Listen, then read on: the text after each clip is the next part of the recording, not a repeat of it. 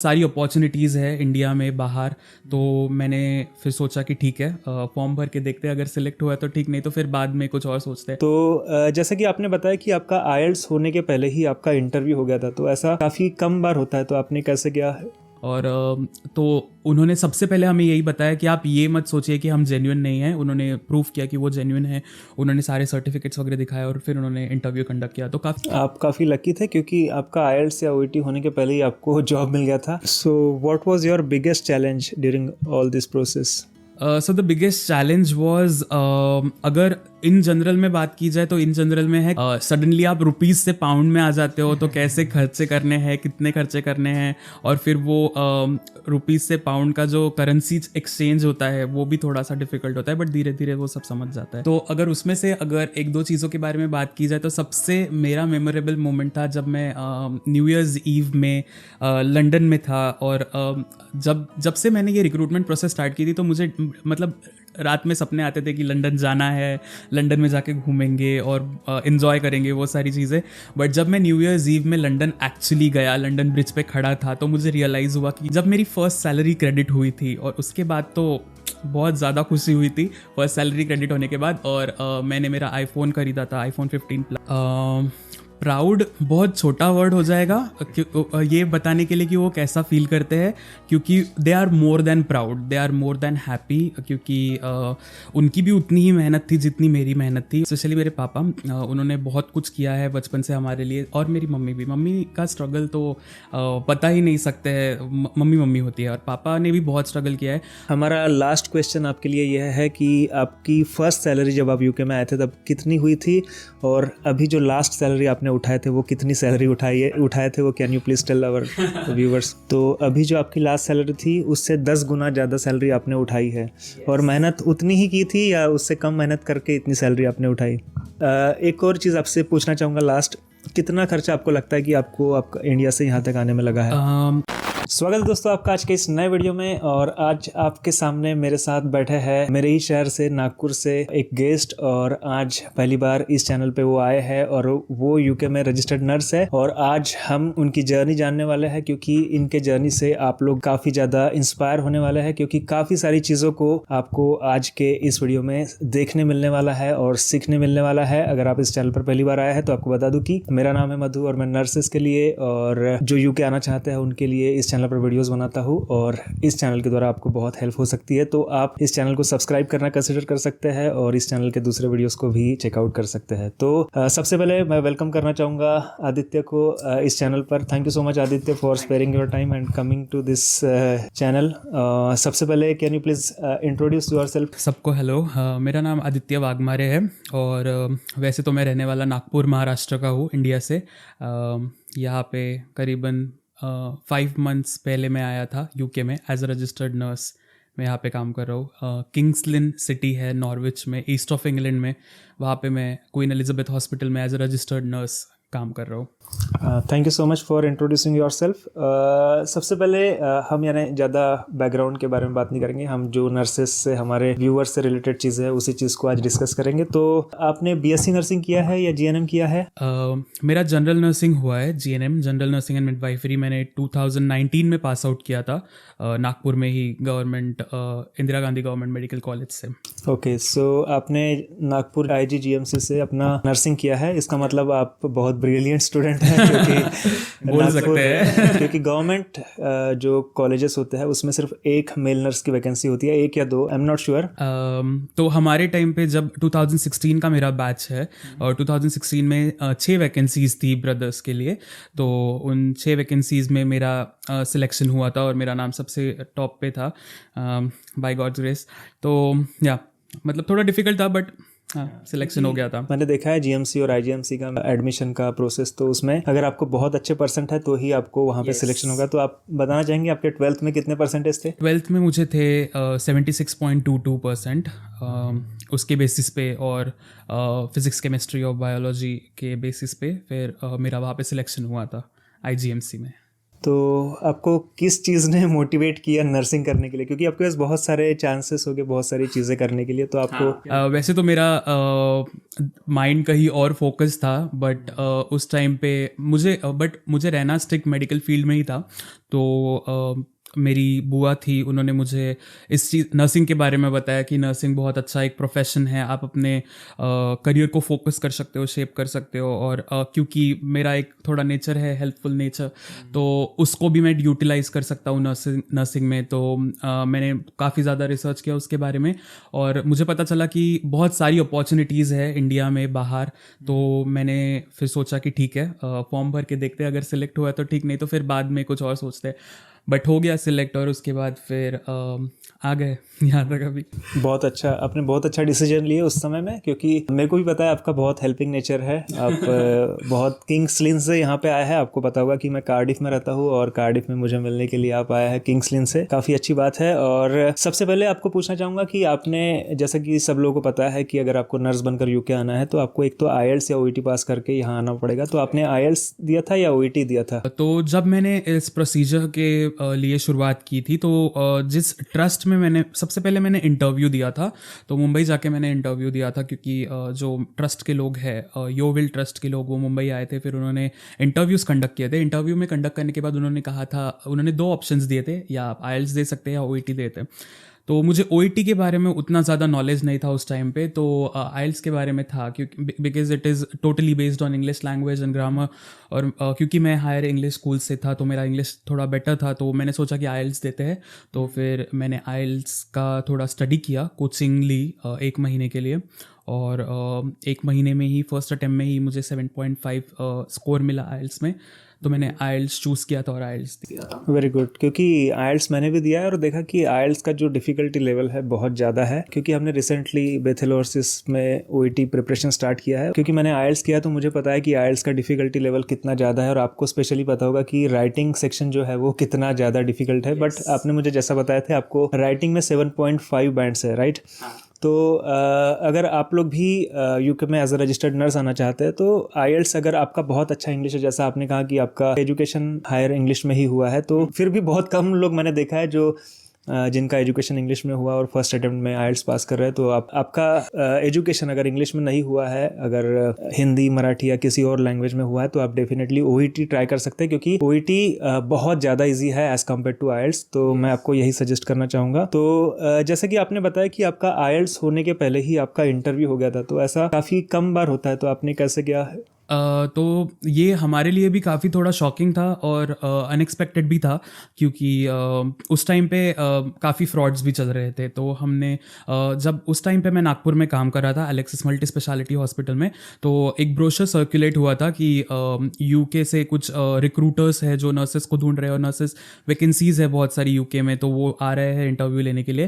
तो जब उस टाइम पे वो किंग्सवे हॉस्पिटल में भी आए थे इंटरव्यू लेने, लेकिन उस टाइम पे थोड़ा डिफ़िकल्टी होने के कारण और ड्यूटीज़ एडजस्ट नहीं होने के कारण मैं नहीं जा पाया वहाँ पे। लेकिन फिर मुंबई में जब उनका इंटरव्यू था, तो मैं वहाँ गया था, और तो उन्होंने सबसे पहले हमें यही बताया कि आप ये मत सोचिए कि हम जेन्युइन नहीं हैं। उन्होंने प्रूव किया कि वो जेन्युइन है, उन्होंने सारे सर्टिफिकेट्स वगैरह दिखाए, और फिर उन्होंने इंटरव्यू कंडक्ट किया। तो काफ़ी शॉकिंग था, लेकिन फिर बाद में धीरे धीरे जैसे ही वो कॉन्टैक्ट में उन्होंने कॉन्टैक्ट किया ईमेल्स के थ्रू, तो फिर पता चला कि हाँ ये जेन्युइन है। तो इंटरव्यू हुआ, और उसके बाद फिर उन्होंने सारे प्रोसीजर जो थी वो उन्होंने डिटेल में बताई कि आपके ये सारे रिक्वायरमेंट्स हमें लगेंगे।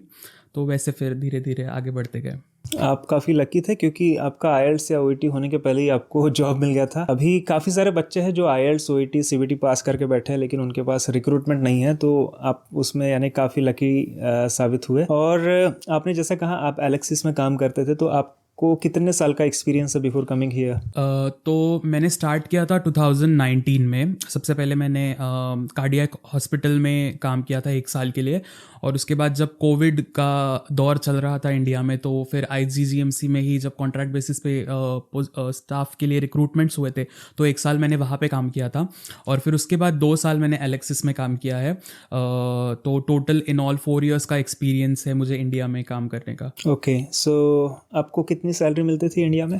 तो जब मैं एलेक्सिस में था, तो लास्ट मेरा अप्रेजल होने के बाद टोटल सैलरी वॉज 27,500।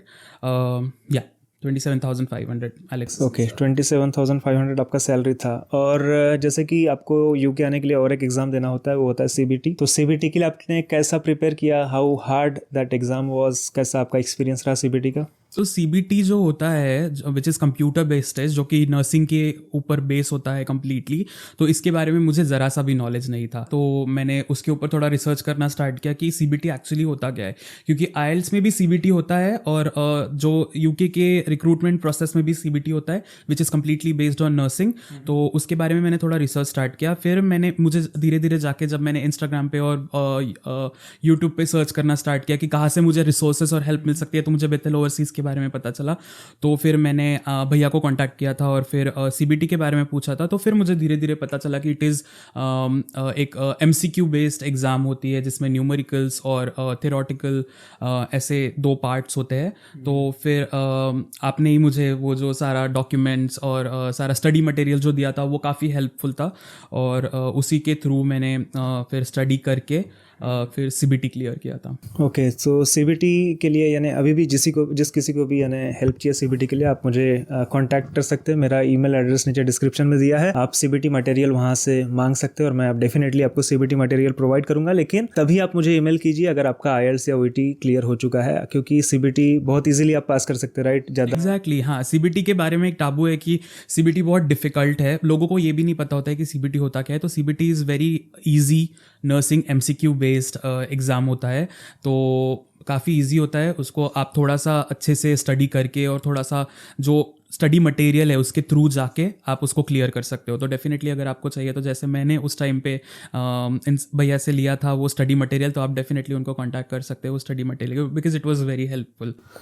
ओके, तो सीबीटी होने के बाद आपका जो भी immigration process, for example PCC और टीबी टेस्ट होने के बाद आपको यूके आना पड़ता है, तो आपका कैसा ट्रांजिशनिंग कैसा था? आपका ये पूरा प्रोसेस आपको कैसा लगता है यूके आने तक का? कैसा एक्सपीरियंस? तो टू बी वेरी ऑनेस्ट, मैं फर्स्ट टाइम इंडिया से बाहर इतने दूर कहीं आया हूँ, और तो जब मैंने ये रिक्रूटमेंट प्रोसेस स्टार्ट किया था, तो जो ट्रस्ट थी योविल ट्रस्ट, जिनके थ्रू मैंने इंटरव्यू दिया था और जो मेरे कांटेक्ट में थे, उन्होंने मुझे वो मेरे कांटेक्ट में थे वाया ईमेल्स, तो वो मुझे सब कुछ डिटेल्स भेजते थे।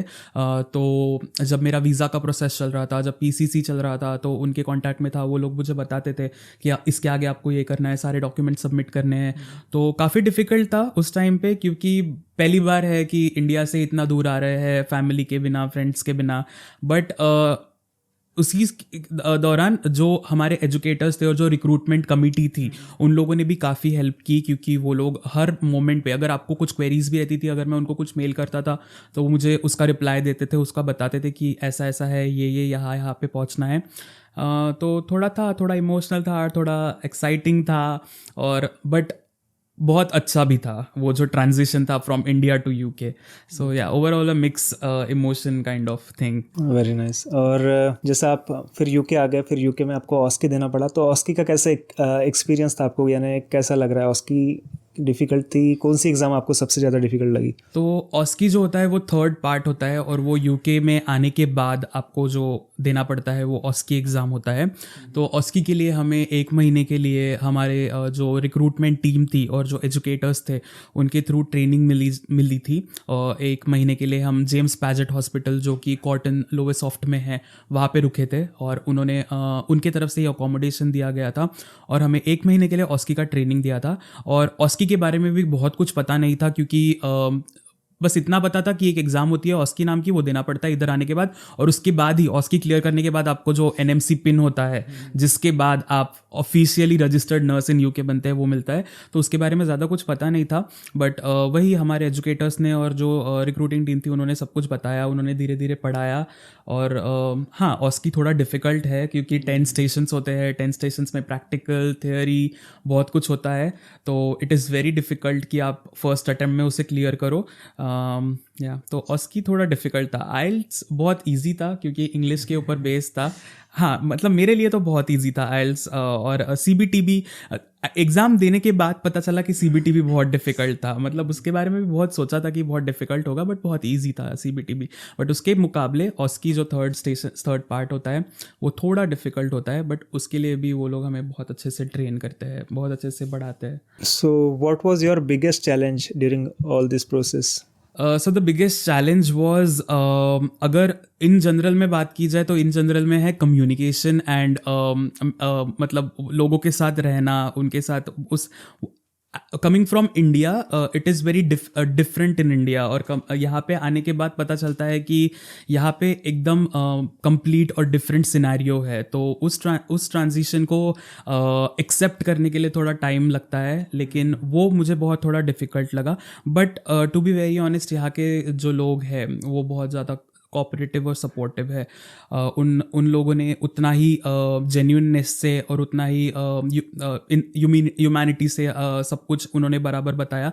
ऐसा नहीं होता है कि अगर आप कहीं से आते हो तो आपको बहुत निगलेक्ट कर दिया जाता है, बहुत हेल्प भी करते हैं।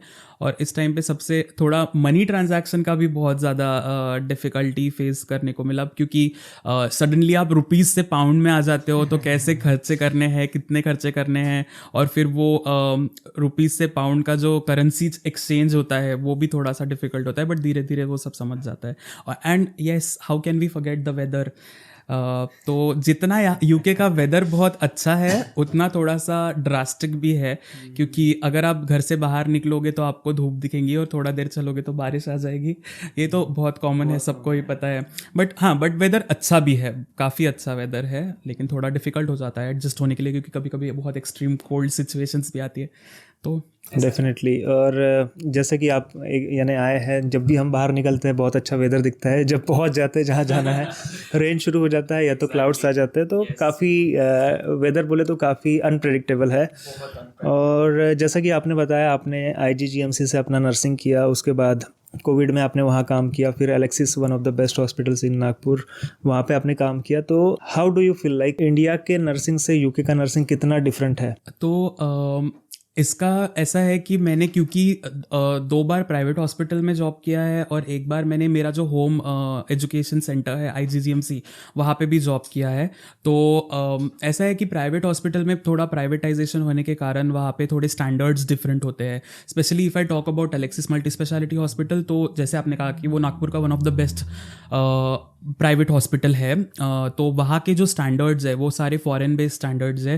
तो वो जेसीआई हॉस्पिटल है, जेसीआई एक्रेडिटेड हॉस्पिटल है। तो वहाँ पे एक स्टैंडर्ड सेट किया जाता है, उस स्टैंडर्ड पे आपको काम करना है। वहाँ पे पॉलिसीज़ होती है, उस पर आपको काम करना रहता है, और थोड़ा डिफिकल्ट होता है वो सारी चीज़ों पर चलना और काम करना। तो उन चीज़ों ने मुझे बहुत हेल्प किया यहाँ पे आकर अडेप्ट होने में, क्योंकि मैंने यहाँ पे आके देखा कि जब मैंने जॉब करना स्टार्ट किया, मैंने काम करना स्टार्ट किया, तो यहाँ पे भी वही पॉलिसीज़, वही स्टैंडर्ड कहीं ना कहीं मुझे देखने को मिला। तो एलेक्सिस ने मुझे बहुत ज़्यादा हेल्प किया, क्योंकि 2 साल मैंने वहाँ पे काम किया था, तो मुझे बहुत हेल्प हुई। लेकिन बात की जाए अगर गवर्नमेंट हॉस्पिटल में काम करने की, तो it is completely different scenario. क्योंकि गवर्नमेंट हॉस्पिटल, अगर हम इंडिया की बात करते हैं, तो वहाँ पे आपके पास भरपूरी में पेशेंट्स होते हैं, लेकिन बहुत बार ऐसा होता है कि आपके पास फैसिलिटीज़ नहीं है, या फिर आप शॉर्ट स्टाफ्ड हो, या फिर ये सारी चीज़ें होती है। बट यहाँ पे ऐसा बिल्कुल नहीं है। यहाँ पे आप एकदम आपके पास स्टाफ्स रहेंगे, आपके पास सारी चीज़ों की फैसिलिटीज़ रहेगी, आपके पास सारे इक्विपमेंट्स रहेंगे, साथ ही में आपको उतना रिसोर्सेज भी प्रोवाइड की जाती है जितना पेशेंट को नीड्स होती है। तो वो बहुत एक डिफरेंट सिनेरियो देखने को मिला government hospital of India and government hospital, क्योंकि यहाँ वाला भी गवर्नमेंट हॉस्पिटल है। But same I would like to talk कि एलेक्सिस के जो रूल्स, रेगुलेशंस, पॉलिसीज़ थे, वो थोड़े बहुत हेल्पफुल हुए मुझे यहाँ पे आके उतना सेटल होने में। ओके, सो जैसा कि मैं आपसे मेरी बात हुई तब आपने मुझे एलेक्सिस के बारे में बताया, जो कि अभी मैक्स नाम से जाना जाता है। तो उस हॉस्पिटल में आपने जैसे बहुत सारी चीज़ें बताई जो कि हम यहाँ पे फॉलो करते हैं, वो काफ़ी अच्छी चीज़ें हैं। अगर हम इंडिया में वैसे हॉस्पिटल में काम करते हैं तो आपको डेफिनेटली यहाँ हेल्प होता है, राइट? और कोई ऐसा एक्सपीरियंस आप शेयर करना चाहते हैं जो बहुत मेमोरेबल है यूके में, जो आपके साथ हुआ है, कुछ शेयर करना चाहते हो?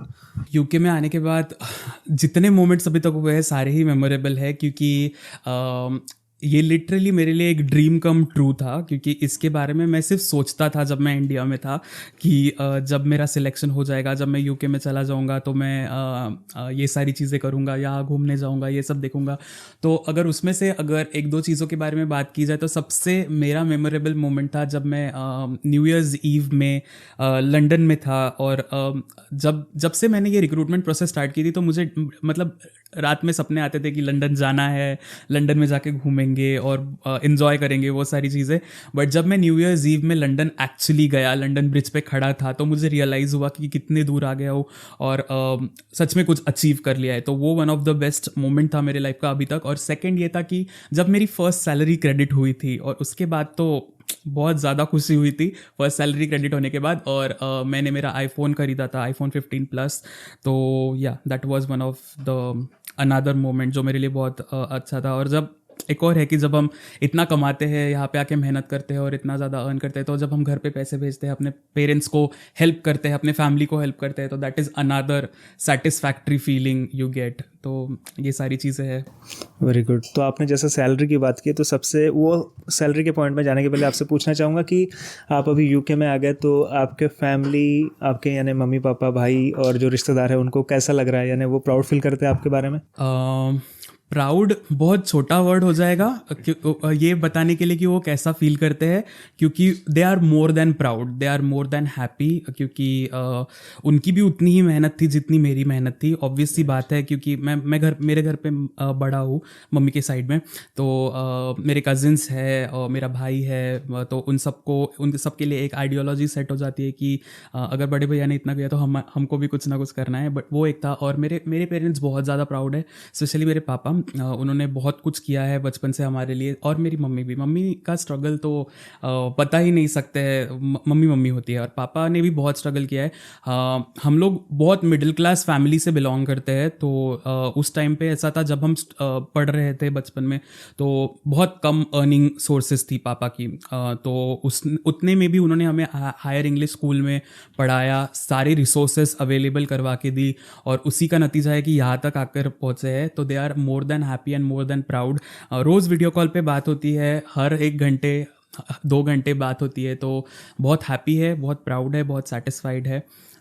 हाँ, यानी मैंने भी देखा है, आप जब आप घर वालों से बात करते हो लोग बहुत खुश है, और सच में खुश होना भी चाहिए उन लोगों ने, क्योंकि आपका जो अचीवमेंट है, जैसा कि हम सब लोग यानी मोस्ट ऑफ द जो कैंडिडेट्स जो नर्सिंग में पढ़ते हैं, हम सब लोग मिडिल क्लास से ही होते हैं। और जब हम ऐसा कुछ बड़ा अचीव करते हैं तो हमारे फैमिली को सच में बहुत प्राउड फील होता है। तो हमारा लास्ट क्वेश्चन आपके लिए यह है कि आपकी फर्स्ट सैलरी जब आप यूके में आए थे तब कितनी हुई थी, और अभी जो लास्ट सैलरी आपने उठाए थे वो कितनी सैलरी उठाए थे वो can you please tell our viewers? Definitely quite confidential, but still. तो यहाँ पे आने के बाद आप सबसे पहले जब as a nurse, registered nurse, पहले तो आप एक सुपर न्यूमररी नर्स करके काम करते हो, तो आप बैंड 4 में होते हो। तो बैंड 4 की जो फर्स्ट सैलरी मुझे क्रेडिट हुई थी, दैट वाज 1800 पाउंड्स, जो कि करीब 2 लाख इंडियन करेंसीज के करीब है। फिर उसके बाद धीरे धीरे वो सैलरी, अगर आप ओवर टाइम करते हो तो वो सैलरीज बढ़ती जाती है, उसमें इन ज़्यादा क्रेडिट्स होते जाते हैं।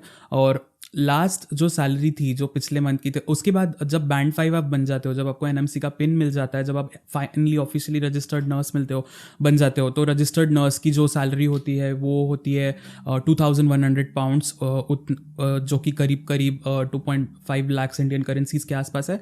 बट लास्ट सैलरी जो मेरी लास्ट मंथ की थी, दैट वाज 3600 पाउंड्स, जो कि करीब 3.75 lakhs के आसपास है।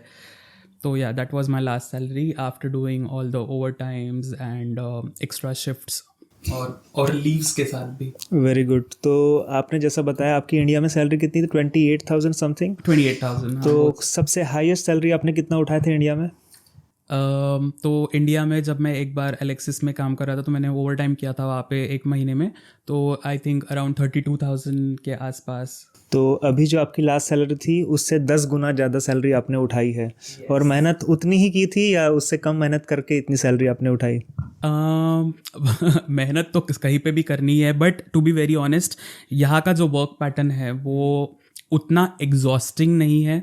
ऑब्वियसली बात है कि आपको काम वहाँ पे भी करना है, यहाँ पे भी करना है, बट इतना एग्जॉस्टिंग नहीं है, इतना आपको बहुत ज़्यादा आपकी बॉडी को इन्वॉल्व नहीं करना है, बट उतना ज़्यादा नहीं करना है।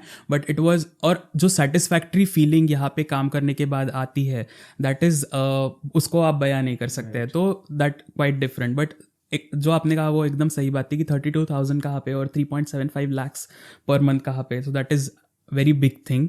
तो सो या करीब करीब यानी 10 गुना ज़्यादा ही आपने सैलरी इस बार उठाया है। और सेटिस्फेक्शन डेफिनेटली मिलता है क्योंकि आप जो भी काम करते हैं उसके लिए आपको अप्रिशिएट किया जाता है यहाँ पे। ऐसा नहीं कि आप बहुत मेहनत कर रहे हो, सिर्फ आपसे काम निकाल के ले रहे हैं, ये लोग बहुत अप्रिशिएट करते हैं बहुत ज़्यादा। और सबसे लास्ट आपको यही पूछना चाहूँगा कि जो लोग हमारा वीडियो देख रहे हैं, जिन्होंने जीएनएम किया है, जिन्होंने बीएससी नर्सिंग किया है और जो लोग यूके आना चाहते हैं या अभी नर्सिंग करने वाले, तो उनको आपका एडवाइस क्या रहेगा? तो सबसे पहली बात तो नर्सिंग को अभी वो nursing as a profession India में वो उसको एक लेवल मिल गया है, एक प्राधान्य मिल गया है कि नर्सिंग एक बहुत अच्छा जॉब है या एक बहुत अच्छा प्रोफेशन है जिसको आप करके आपके अगर आपको फॉरेन जाना है या फिर इंडिया में भी आपको रहना है तो आप कर सकते हो। बहुत अच्छा प्रोफेशन अभी नर्सिंग बन गया है।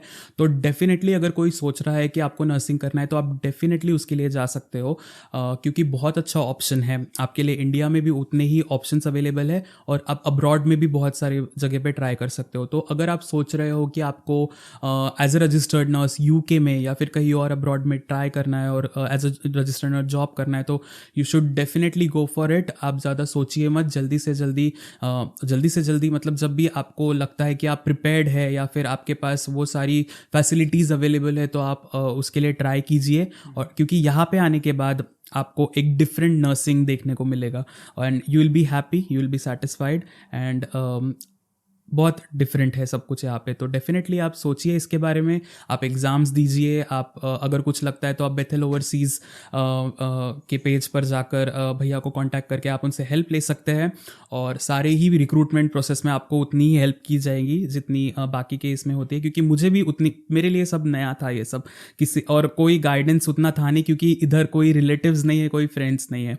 बट बेथेल ओवरसीज़ ने और भैया ने मुझे बहुत ज़्यादा गाइड किया बीच बीच में, जहाँ कहीं मुझे लगता था कि बहुत डिफ़िकल्ट है, आगे कैसे बढ़ना है। तो आप प्लीज़ इसके बारे में सोचिए और ज़्यादा टाइम वेस्ट मत कीजिए। अगर आप सोच रहे हैं यहाँ पे आने के लिए तो definitely you must give it a shot. या thank you so much Aditya. Definitely India में नर्सेस का भी यानी इवोल्यूशन हो रहा है, यानी नर्सिंग प्रोफेशन अच्छा हो रहा है, अच्छा नाम हो रहा है। लेकिन यहाँ पे ऑलरेडी अच्छा नाम है। अगर आप अपना करियर यूके में, वेस्टर्न कंट्री में बनाना चाहते हैं तो यूके बहुत अच्छा चॉइस है, स्पेशली मिडिल क्लास लोगों के लिए, क्योंकि यहाँ पे आने के लिए आपको बहुत कम पैसा स्पेंड करना पड़ता है। एक और चीज़ आपसे पूछना चाहूँगा लास्ट, कितना खर्चा आपको लगता है कि आपका इंडिया से यहाँ तक आने में लगा है? तो ऐसा होता है कि मेरी जो ट्रस्ट थी जिनके थ्रू मैंने इंटरव्यू दिया था, उन्होंने मुझे हर स्टेप पे गाइड किया था। तो उन्होंने एक सिलेक्शन फॉर्मेट बना के दिया था जिसमें उन्होंने मुझे बताया था कि सारी जो चीज़ें होगी वो उनके तरफ से स्पॉन्सर्ड होगी। बट बहुत सारी ऐसी चीज़ें होती है जो हर चीज़ में वो लोग स्पॉन्सर नहीं कर सकते। तो फर्स्ट ऑफ ऑल आपको उसका पेमेंट करना पड़ता है और उसके रिसिप्ट्स और स्लिप्स आपके पास रखने पड़ते हैं और बाद में जाके वो पूरा का पूरा अमाउंट आपको रियम्बर्स करते हैं जब आप यहाँ पे आ जाते हैं। तो करीब करीब आपको 1 to 1.5 lakhs लग जाते हैं इस प्रोसेस में। कभी कभी कम भी लगते हैं, कभी ज़्यादा भी लगता है, डिपेंड्स कि आप कितने बार एग्ज़ाम दे रहे हो, कितने अटेम्प्ट्स में आपका IELTS का या OET का स्कोर आ रहा है, उसमें डिपेंड करता है। और ये सारी मुझे तो फ्लाइट टिकट भी मेरे ट्रस्ट ने भेजी थी, तो उतना वो भी खर्चा मेरा बच गया था। तो और ये बाकी जितने भी खर्चे आप करते हो यहाँ पे आने से पहले, वो सारे के सारे आपके रियम्बर्स हो जाते हैं यहाँ पे आने के बाद। So that is really a good thing. तो बहुत कम खर्चा करना पड़ता है, करीबन 1 लाख या उससे भी कम कभी कभी। तो डेफिनेटली आपने जो यानी बताया कि कितना खर्चा आपको आता है वो सही खर्चा है। अगर आपको जानना है एग्जैक्टली स्टेप बाय स्टेप कितना खर्चा आपको यूके आने में होता है तो उसके लिए मैंने काफ़ी अच्छा वीडियो बनाया है। आप उस वीडियो को जाके चेकआउट कर सकते हैं, उसका लिंक भी मैं नीचे डिस्क्रिप्शन में डालूंगा। और thank you so much Aditya for coming to Cardiff and having this conversation on our channel, because जो काफ़ी सारी डिटेल्स, जैसा कि सैलरी के बारे में काफ़ी कॉन्फिडेंशियल चीज़ें होती है, मैंने भी कभी अपनी सैलरी का रिवील नहीं किया, तो आपने अपनी सैलरी यहाँ पे बताया करके थैंक यू सो मच। और आपको ऐसे ही वीडियोस देखना पसंद है तो आप नीचे कमेंट कर कमेंट में बता सकते हैं कि ऐसे और भी स्टोरीज़ आपको सुनना है, तो डेफिनेटली हम कोशिश करेंगे कि और भी ऐसी इंस्पायरिंग स्टोरीज़ आपके लिए लेके आए। और अगर आप इस चैनल पर पहली बार आए हैं तो हमारे चैनल पे काफ़ी सारे वीडियोज़ है नर्सिंग से रिलेटेड, यूके कैसे जाना है, अलग अलग कंट्रीज़ में कैसे कैसे जाना है, तो वो सारे वीडियोस आप चेकआउट कर सकते हैं। और हमें इंस्टाग्राम पर भी फॉलो कर सकते हैं। अगर आपने इस वीडियो को देख के सोचा है कि मुझे भी यूके आना है तो आप बेथल ओवरसीज़ को कांटेक्ट कर सकते हैं, उनका भी कांटेक्ट डिटेल्स नीचे डिस्क्रिप्शन में है। और सारी हेल्प आपको, इंडिया से यूके तक आने की सारी हेल्प आपको हमारे तरफ से मिलेगी। तो thank you so much guys for watching this video. Thank you so much. Thank you so much. All the very best to all the aspirants. And yeah, thank you so much. Thank you and God bless you. Thank you.